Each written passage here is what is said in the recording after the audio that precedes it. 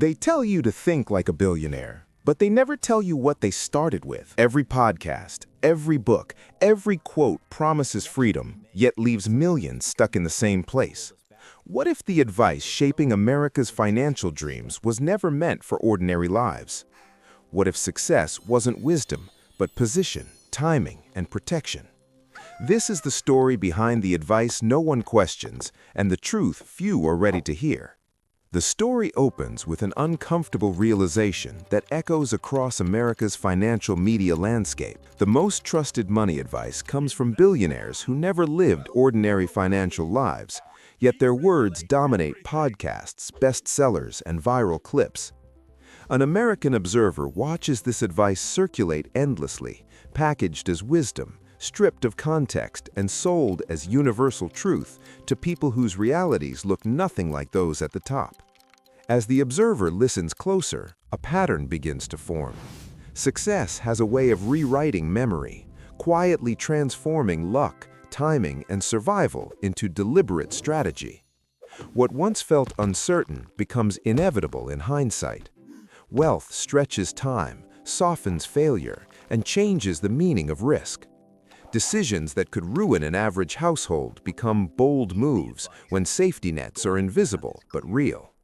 The advice sounds confident, almost moral, because the cost of being wrong has already disappeared. This is where doubt settles in.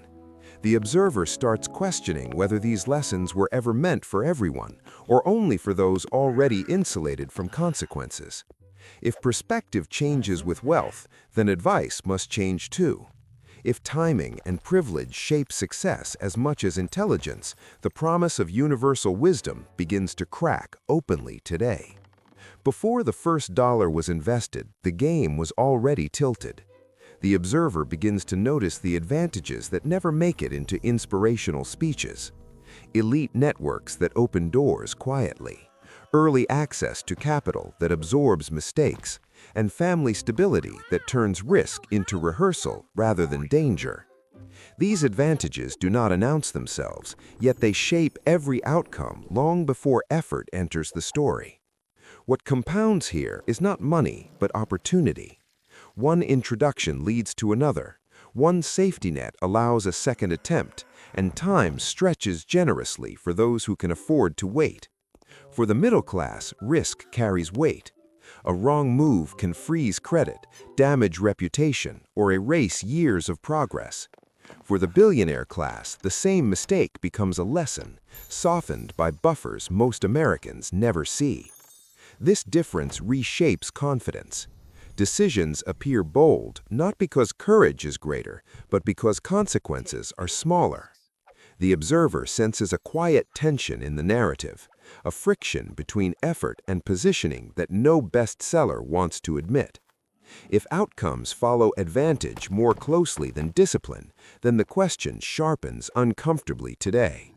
Risk sounds heroic when it works and invisible when it doesn't. The observer hears the phrase, "take big risks," repeated like a mantra, polished by success and stripped of consequence. In these stories, risk is framed as a personality trait, a test of nerve, rather than a calculation shaped by protection. Winners speak as if courage alone separated them from failure, quietly ignoring the conditions that made survival possible. The observer begins separating asymmetrical risk from catastrophic risk, noticing how the difference is never explained. Asymmetrical risk offers limited downside and extreme upside, while catastrophic risk punishes a single mistake with permanent damage. Billionaires survive losses that would erase savings, destroy credit, or end careers for normal households. What looks like fearlessness is often insulation, layers of capital, connections, and second chances working silently behind every bold decision. The tension sharpens as the observer shifts focus from individual bravery to structural protection. Risk in this light becomes math rather than mythology, probabilities shaped by who can afford to lose. The story tightens around an unsettling thought. If insulation defines survival more than courage, then the real gamble may belong to those without it in the modern American economy today alone. Time is the most expensive asset, and most people are forced to sell it early. The observer notices how billionaires speak about decades as if they are tools, while ordinary Americans measure life in paychecks and billing cycles.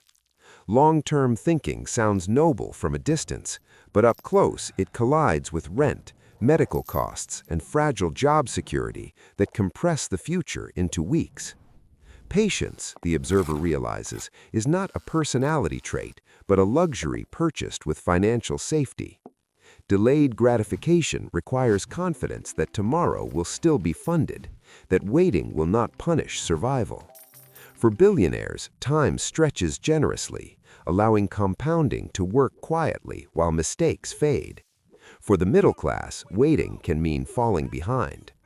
The observer connects this time advantage to outcomes that appear inevitable only in hindsight.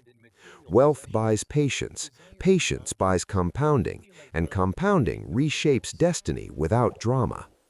The tension tightens as the observer confronts the imbalance directly.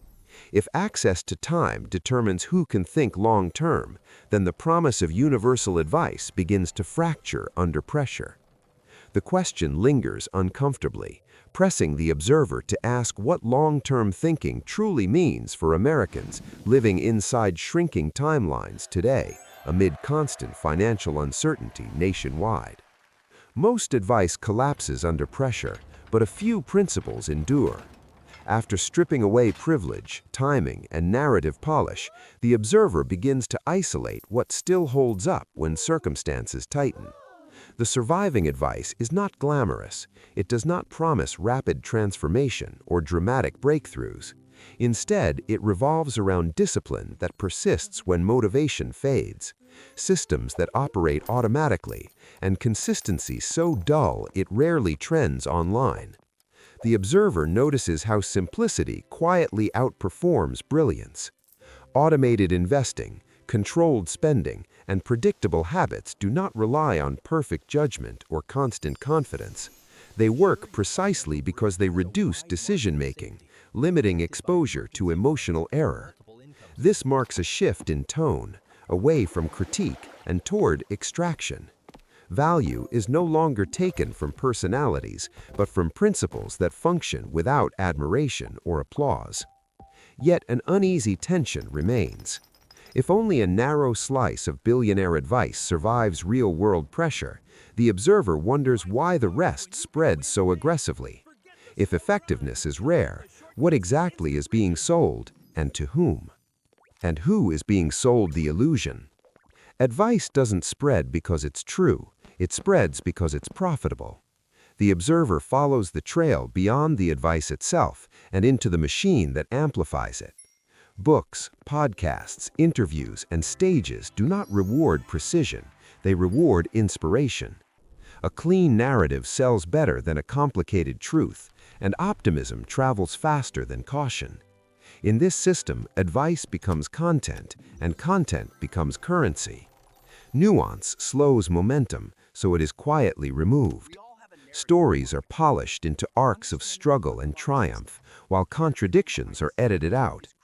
The observer notices how confidence is marketed as clarity, even when reality is uncertain.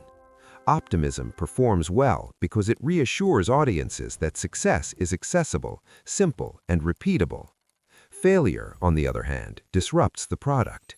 It introduces doubt, context, and limits, none of which scale easily. As the observer steps back, the tension sharpens into a final question. If advice is being packaged and sold, then someone is buying it, and someone else may be paying the price for believing in it. Real wealth isn't cinematic, it's repetitive, quiet, and slow. As the observer pulls away from billionaire narratives, a different pattern comes into focus, one that feels almost uncomfortable in its simplicity. Wealth for normal Americans is built on stability before ambition, on protecting what exists before chasing what doesn't. Income reliability matters more than sudden windfalls, and diversification quietly replaces obsession with a single winning idea. The observer notes how margin of safety becomes the real advantage. Emergency reserves, controlled debt, And multiple income streams do not create dramatic stories, but they prevent collapse. This is where the true strategy reveals itself. Avoiding ruin. Losing everything resets progress to zero, while slow progress compounds invisibly over time. Wealth, in this sense, is less about maximizing upside and more about minimizing irreversible damage. As these principles settle, something unexpected happens. Practical steps begin to translate into emotional peace. Anxiety softens when risk is measured, not romanticized. The observer senses a growing tension between what works and what sells. If restraint, patience, and caution build wealth most reliably, then a troubling question hangs in the air.